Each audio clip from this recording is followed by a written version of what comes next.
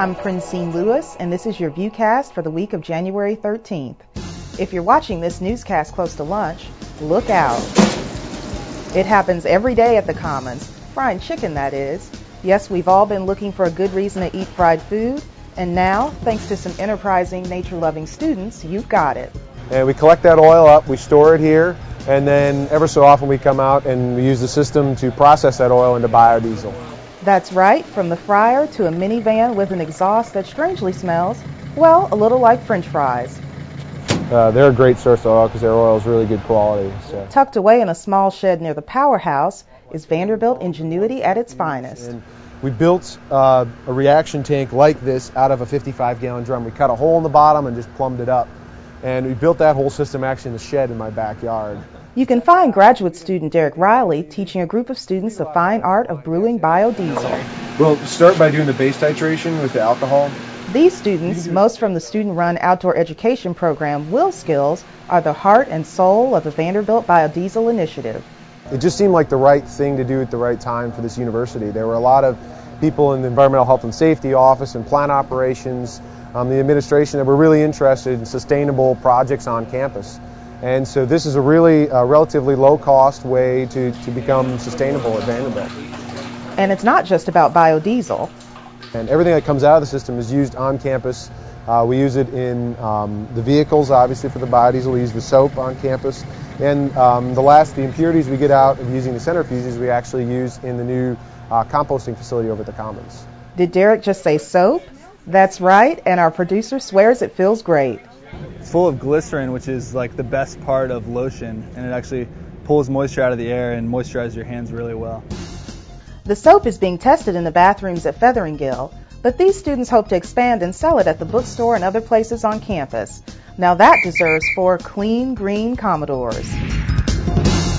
Plant Operations uses the biodiesel to run some lawnmowers, tractors, wood chippers, and other machinery.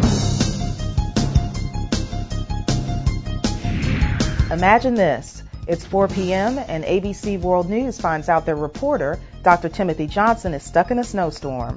What happens when ABC needs an expert at the last minute? Yes, who you gonna call?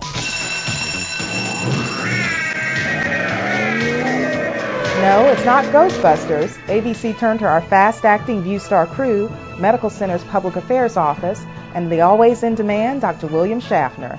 Just what happened last night to Rudy Giuliani? He was thousands of feet up on a flight headed to New York. The plane was turned around.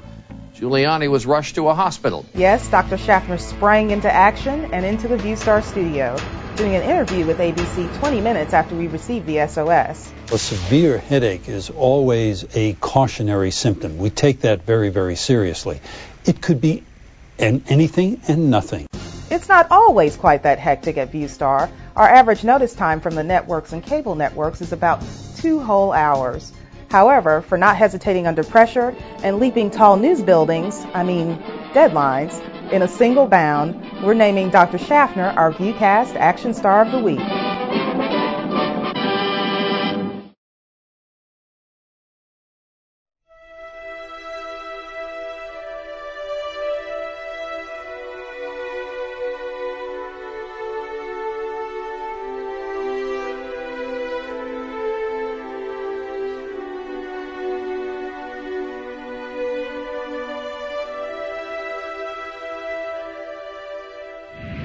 Well, sliding in the mud has never looked so good.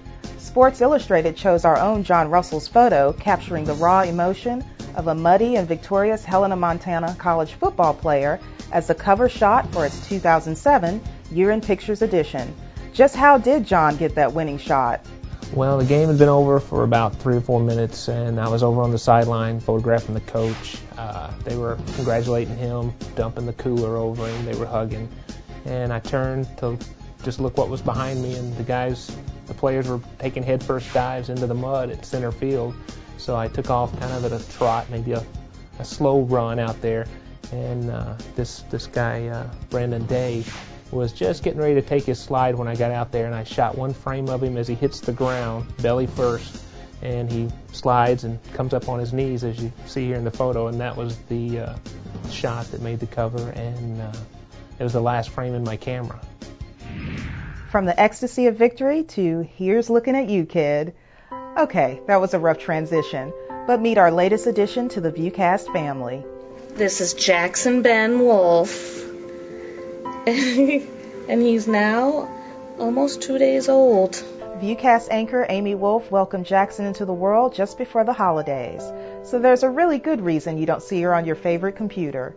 She's going to take some well-deserved time to enjoy being a new mom. Look out, Amy. We'll have Jackson doing some roving reporting in no time. That's your VUCast for this week. I'm Princine Lewis.